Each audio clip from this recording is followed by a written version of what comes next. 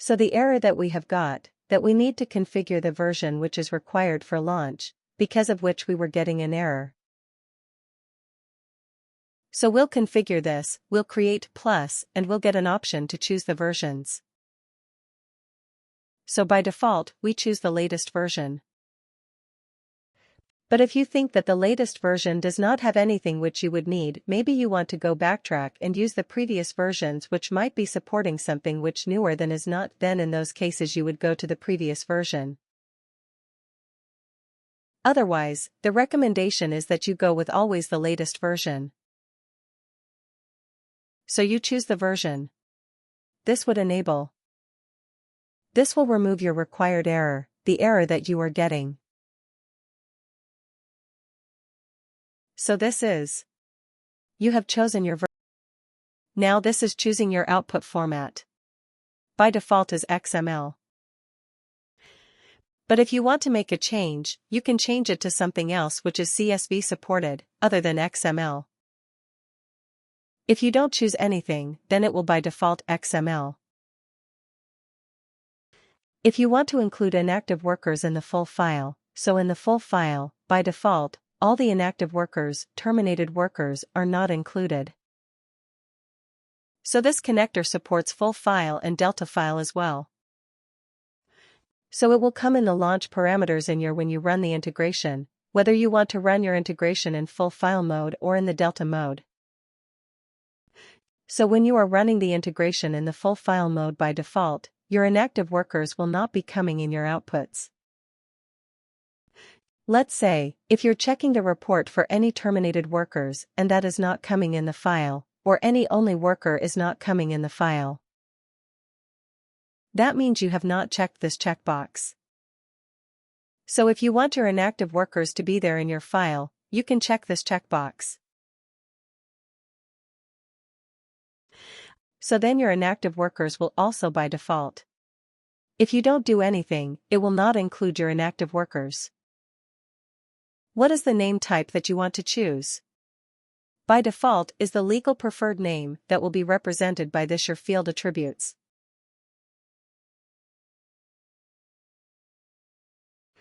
But if you want to make a change, if you want to include any other names as well, you can do that. Legal, preferred other names. So this is kind of controlling how your data would be sent, not like exact fields. So in your address type field, if you want to by default send the work address, then this is the by default one. If, instead of work address, you want to send the home address in your address fields, then you can make it check this box and provide to check the button for home address as well.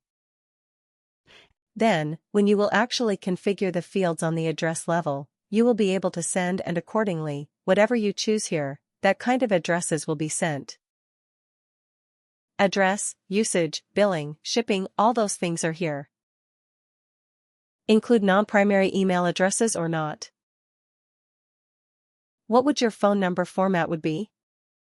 What is the phone type? Work or home? What is the email type that you want to be sent? Work or by default is work. If you want to send home email as part of the email, then you have to choose it here. Include private email address. Include prior values. So this connector, since this connector uses prior values concept to detect changes.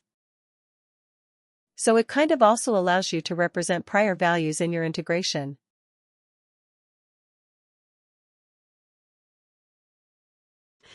What is the prior value? That means just before the change happened to any worker. What was the prior value of any particular field that was holding? Let's say an email was changed within last 24 hours and the last email was ABC2 at the regmalcolm and new email is XYZ at the regmalcolm. So, by default, the connectors and integrations give you the latest values.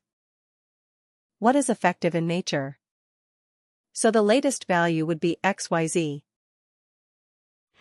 But if you also want the previous value to be reported in your file like the prior value, so you can do that. By default it is not, but if you want the prior values to be enabled in your change file, then you can check this checkbox. So if you check this checkbox, your prior values are as well for the change file. Because not for the full file? Because full file does not make sense for the prior values. It only gives the latest values, whatever is there. But if the integration is running in the change delta mode, then if there is any change for a particular worker, so what value has been changed, you will be able to see the previous value as well in your file. So this is how you control your previous values, what type of organization you want to send, cost center company, all those things. So there are some lot of files generated by this core connector. If you want to suppress those files, message audit files, you can do that. So there are a lot of attributes in here. They're quite descriptive in nature. You can go through them, understand it. What is it and what is not? Your document retention policy. By default it is 30 days, but if you want to override it, you can check and make it 180 or whatever is your need.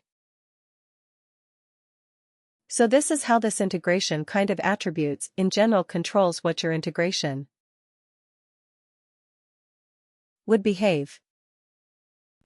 Services kind of chooses the subscriptions, what all features you would be using on your integration. Attributes kind of are the control parameters, which controls how your integration would behave, how your data might look alike, what could be included, excluded in your data. Also many things.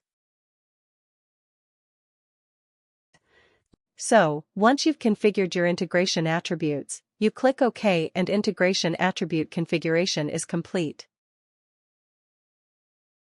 So now our integration attributes, the overall integration architecture, is defined.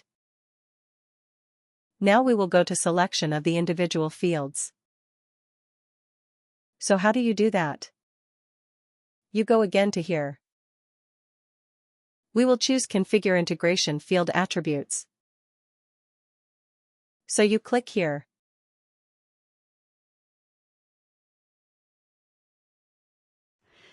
So now, whatever the sections, the data sections that you have chosen, will all be listed here. So for now, we have only chosen two data section, personal data section and status data section. So now you have two data sections.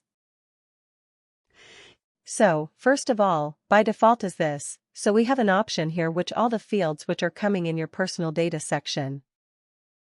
There are around 74 items in this section.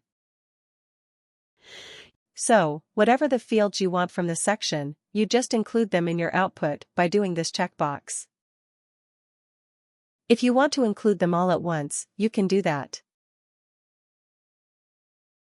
And then maybe you want to remove some. You can remove some by default rest. Everything will be checked. If you want to only select some, then you keep it unchecked. So if you want to send the name type, that is, what is the name type that is being so? Let's say, your legal name is being reported. So there will be a field called as name type that. What is this name that is coming in? Is it legal name? It is a preferred name. So if you choose this field, it will also give you the name type. What is the type of this name? It is. This is your actual name, that the first name. This is the middle name. This is the last name, secondary last name, title, social. A lot of fields on the name itself. Local script. This script, that script. It is full legal name, your gender, your birth dates, all the sections in your personal data section, which is coming here.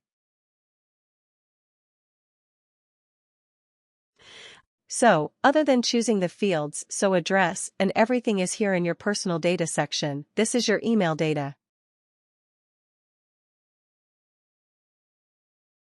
Email type, public or not. And this is the actual value of your email address. So some of the fields you will see here in the description, you will see this line. This field is mapped using the integration map called marital status. This field is mapped using the integration map called disability.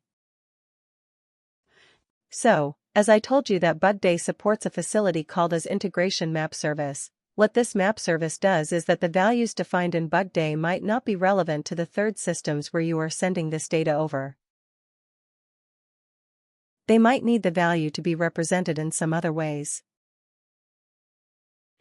So if they want to call male as M or female as F, LGBT as LG or others as OT, then some of the fields are supported by Workday for the integration mapping, wherein you do not have to create a custom logic. If this mapping service, can just have an alternate given to you so that you don't have to create your overwrites. You don't have to create the same calculation using the calculated field by creating an eval field and then creating a condition. If the gender is male, then in the text constants and as M. If the marital status is female. Marital status is married USA and MUSA. So to avoid all those kinds of things, so that you don't use the override fields unnecessarily, Workday has already given you a mapping service. So, whatever the fields which are available by default by Workday mapping, you can take use of it and configure accordingly. So we have to choose one of the fields, such like gender, and we will do that. Mapping. Everything that you need in here, which supports the mapping which will be written here. So if that field supports the mapping, you can choose that. If you don't configure. Let's say I'm only using gender field, so I'll choose gender, but it is not mandatory that I definitely have to configure this. If there is no requirement from my vendor for any additional values to be sent, then I'll just use this field normally, and whatever the value is inside Workday for this gender field for any particular worker, that will be sent as is. But if I have a requirement to map it to something else which is per the vendor requirements, then I will have the flexibility for the fields which are written as like this. This field is available for mapping.